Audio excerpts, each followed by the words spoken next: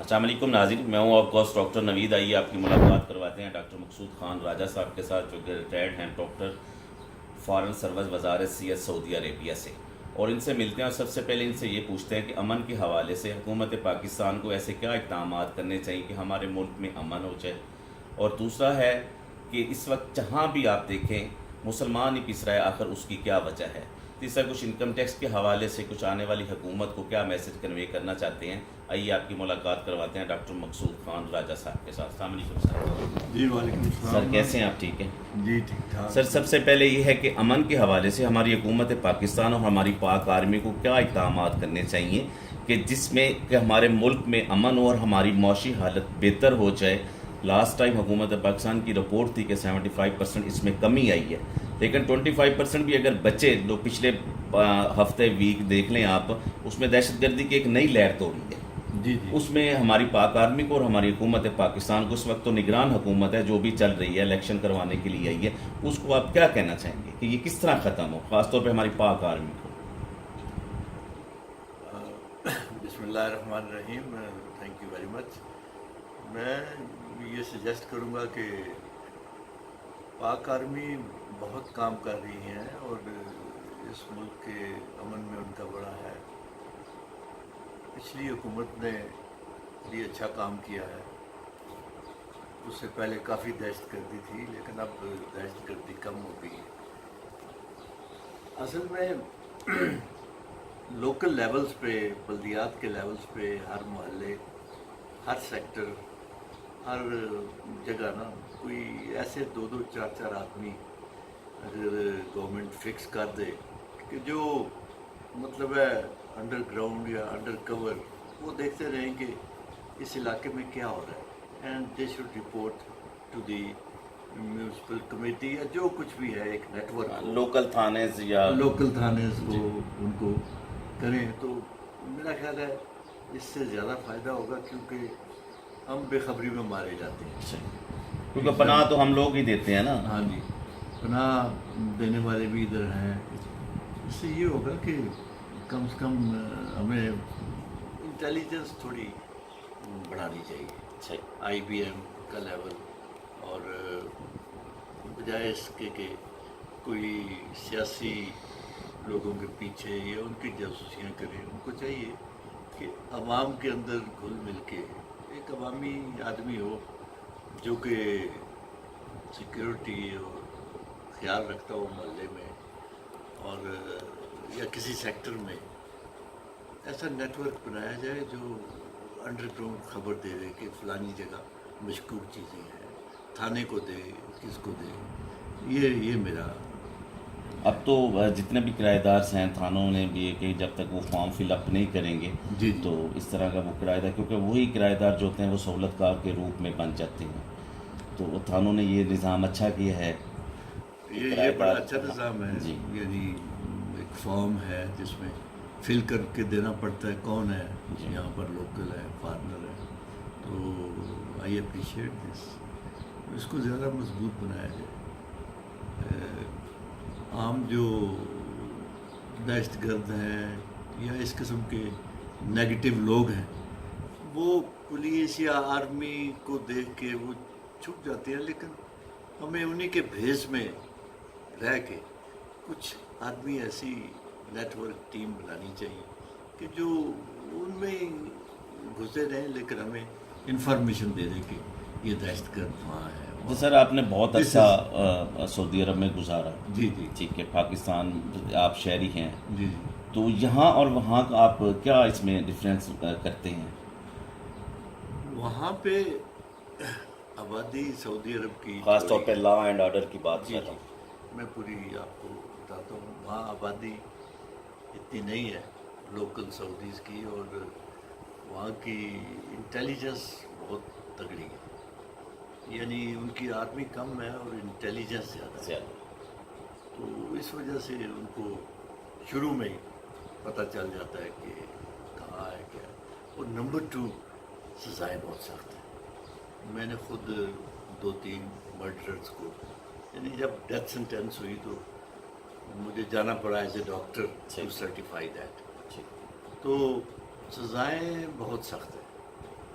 اور ہمارے ملک میں قانون بہت نرم ہے اور سزائیں بہت نرم ہیں. یعنی ایک بوری آٹا چوری کرنے والا وہ تو 10 سال سے پڑا ہوا ہے، لیکن 1 ارب یا 2 ارب جو کھا جاتا ہے وہ عیاشی کرتا ہے، پیسے دے کے اپنا کام چلا لیتا ہے.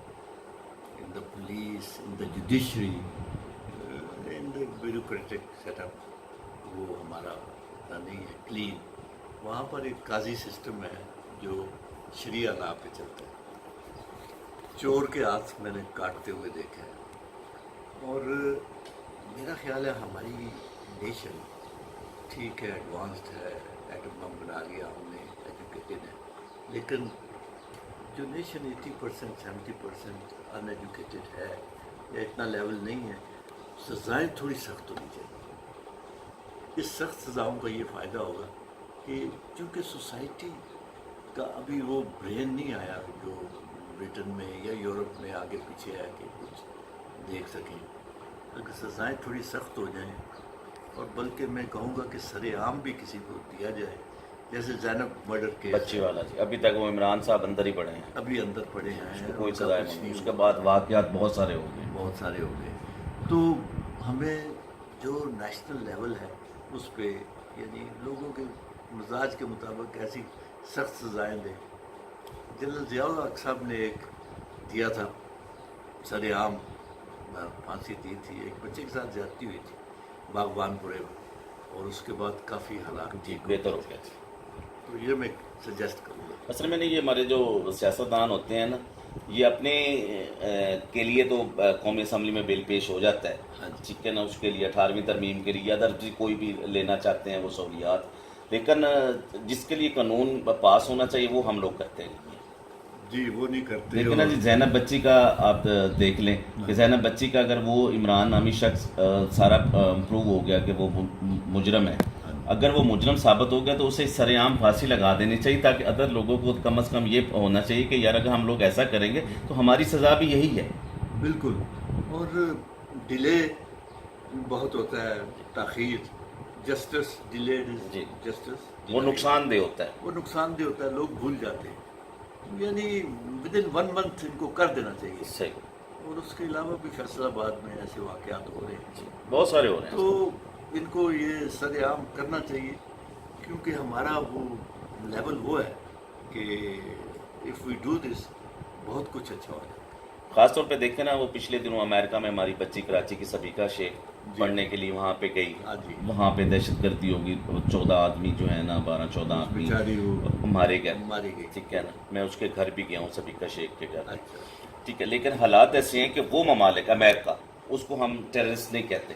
جی. اگر یہی واقعہ پاکستان میں ہوتا تو ایک پتہ نہیں کیا دنیا لے کے جاتی، اس بھوچال ہو کو جاتی. بھوچال ہو جاتا. ہاں. تو اس میں آپ کیا کہیں گے کہ پاکستان کو کیوں انہوں نے نشانے پہ رکھا ہوا کہ پاکستان ایک دہشت گرد ملک ہے، اور ہم لوگوں کی کاوش یہی کوشش ہے کہ ہم یہ نام اپنے سے ٹیررزم کا نام مٹانا چاہتے ہیں. جی. پاکستان چونکہ ایک ایسی اسٹریٹجیکلی ایسی جگہ ہے کہ اس پہ اب تو چونکہ سی پیک ہو رہا ہے، جی. اس کے لیے جو سپر پاورز ہے، مثلا امریکہ، انڈیا جو ہمارے پڑوس میں ہے، اس کو تکلیف ہے. تو وہ بھی اپنے یعنی بائی منی، بائی کلبوشن یاول، وہ تو ابھی تک پھانسی نہیں ہوا، وہ ہاں تو جی. بڑا ہے نا جی. ہاں جی. یہی تو آپ آگے فرما رہے تھے کہ جیسے ہوتا ہے نا تو اسی طرح اس کو سزا ملنی چاہیے. ہاں جی. لیکن اس سے بڑی تو ہر چیز پروف ہوگی، اس کے باوجود بھی اس کی ہم ملاقاتیں کروا رہے ہیں اس کی بیوی کو، اس کے بچوں کے ساتھ، اور ہمیں انڈیا والے ہماری خواتین کو اور بے حرمتی کر رہے ہیں. مقبوضہ کشمیر میں دیکھ لیں آپ کیا حالات ہو رہے ہیں، ہماری بہنیں ہماری ماؤں کے ساتھ وہ فوجی کیسے سلوک کر رہے ہیں. ہاں جی. وہ ہمارا ایٹیچیوڈ جو ہے وہ بہت ہی سافٹ ہے، اور ہم ٹھیک ہے ایگریشن نہ کریں، لیکن ان کو جواب تو دینا جی اچھی طرح. بالکل. جب مرضی ہوتی ہے ان کی بمباری کر دیتے ہیں، بارڈرز پہ گڑبڑ کرتے ہیں. تو ایکچولی یہ ہمارے گھیرا جو ہے یہ انڈیا، امریکہ اور ہماری اپنی جو سیاسی پارٹیز ہیں، دے ڈونٹ سٹ ٹوگیدر. ساری بیٹھ کے ایک یعنی 2 دن 4 دن ہفتہ لگائے، لیکن سارٹ آؤٹ کریں بھائی نیشنل لیول کی جو ہماری اگریشنز آ رہی ہیں، افغانستان بارڈر، انڈین بارڈر، یعنی سارے سر یہاں تو گالی گلوچ کی سیاست ہو تو رہی ہے، یہاں ایک دوسرے کو گدا اور یہ وہ کہہ کے کوئی بغیرت کہہ رہا ہے، کوئی گدا کہہ رہا ہے، کچھ کہہ رہا ہے، بس یہی سیاست ہو رہی ہے۔ تو یہ کیسے ملیں گے، کیسے بیٹھیں گے؟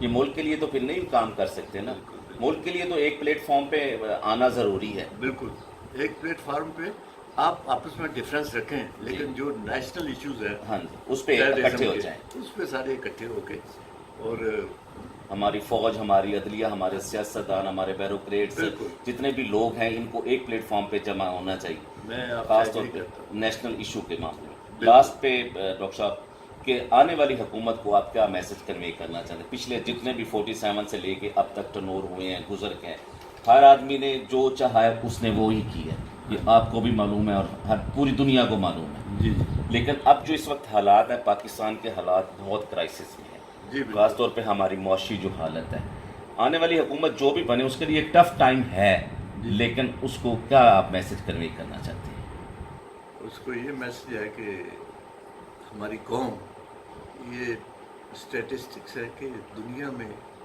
چند مخیر قوموں میں سے تقریباً ٹاپ پر ہے، یا سیکنڈ ہے یا تھرڈ۔ صحیح، اگر ان کو اچھا لیڈر مل جائے، یہ شوڈ گو نمبر 1 کہ ہاؤ ٹو، یہ جو معاشی حالات ہیں یہ کیسے ٹھیک ہے، یعنی اوورسیز پاکستانیز کا ایفرٹ ہو سکتی ہے، ہمارے جو اپنے یہاں پر لوگ ہیں وہ کین ڈونیٹ، اگر انہوں نے دیکھا کہ اچھا آدمی ہے they will freely donate it. Number 2 پانی کا کرائسس ہے، اس کے لیے یعنی we are ready to contribute to make dams ایوری تھنگ، صرف ہمیں یہ پتہ چل جائے کہ جو ہمارا لیڈر ہے وہ ایماندار ہے اور وہ اچھا ہے۔ میرا خیال ہے دنیا میں کوئی مشکل ایسی نہیں۔ چیف جسٹس صاحب ڈیمو کے لیے چندہ اکٹھا بہت کرتے ہیں، اچھا ہے، بہت اچھا۔ ہماری حالت تو یہ ہو چکی ہے ہاں سر۔ جی، میں بھی کنٹریبیوٹ کیا ہے، اور یعنی یہ بہت اچھا سٹیپ ہے، لیکن یہ کام جو ہے یہ لیڈر کا ہے، یہ یعنی جوڈیشری کا کام نہیں، حالانکہ وہ اچھا کام کر رہے ہیں، لیکن ہر ڈپارٹمنٹ کا ان کا کام تو عدلیہ کا کام تو انصاف کرنا ہے، ہاں جی تو لیکن یہ کام تو حکومتوں کا کام ہے جو چیف جسٹس صاحب کر رہے ہیں، جی جی وہ یہی تانگ ہو کے ہی کر رہے ہیں نا کہ انہوں نے کچھ نہیں کیا۔ ہاں، چونکہ حکومت جو ہے وہ نہیں کر رہی۔ چیف جسٹس کا کام تو ہاسپٹل میں نہیں ہے ہاں نا، جی، وہ ہاسپٹل دیکھ میں بھال ہے۔ کر رہے ہیں جی، پیشنٹ کا کیا ہے، جی، صرف غریب عوام کے لیے۔ تو اگر سارے مسائل حل ہو سکتے ہیں جی، اف دیر از سنسیئرٹی۔ مخلص ہونا ضروری ہے، جو بھی وزیر اعظم بنے کسی بھی جماعت کو عوام کے لیے، غریب عوام کے لیے کام کرے۔ بہت شکریہ ڈاکٹر صاحب۔ ناظرین، یہ تھے ڈاکٹر مقصود خان راجہ صاحب جو کہ اپنے خیالات کا اظہار کر رہے تھے، بڑی اچھی اور پیاری باتیں کی انہوں نے، خاص طور پہ سعودی عرب میں کافی عرصہ انہوں نے گزارا، لا آرڈر کے سلسلے میں ان کا کہنا تھا کہ وہاں جو جرائمس ہوتے ہیں وہ بہت لمیٹڈ سے ہوتے ہیں اور ان کو سزائیں فوری ملتی ہیں، اگر ہمارے سخت ملتی ہیں، اگر ہمارے جو ملک میں یہی سسٹم رائج ہو جائے، نظام جو رائج ہو جائے، تو ان شاء اللہ تعالیٰ پاکستان کی بھی یہی حالت ہوگی کہ لوگ جو ہے نا مجرم بننے سے ایک سائڈ پہ ہو جائیں گے، کہ مجرم والی کفیت بھی نہیں ہوگی، خاص طور پہ زینب قصور والی جو بچی کے ساتھ واقعہ ہوا، اگر عمران نامی شخص کو سزائے موت ہو جاتی اور سر عام ہو جاتی تو آگے جو آنے والی بچیوں کے ساتھ یا بچوں کے ساتھ جو زیادتی ہو رہی ہے وہ کم از کم رک جاتی، اور آنے والا جو بھی پرائم منسٹر بنے، خاص طور پہ ان کا واضح میسج ہے کہ ملک کے لیے کام کرے، خاص طور پہ مخلص ہونا چاہیے، اگر آپ مخلص ہو کے چلیں گے انشاءاللہ تعالیٰ پاکستان ترقی کرے گا اور پاکستان کی عوام خوشحال ہوگی اور پاکستان ترقی کرے گا اور ہم لوگ اپنی آنکھوں سے ترقی کرتے ہوئے پاکستان کو دیکھیں گے۔ کیمرہ مین ملک عمر کے ساتھ ڈاکٹر نوید بیروچی، BBC اردو TV۔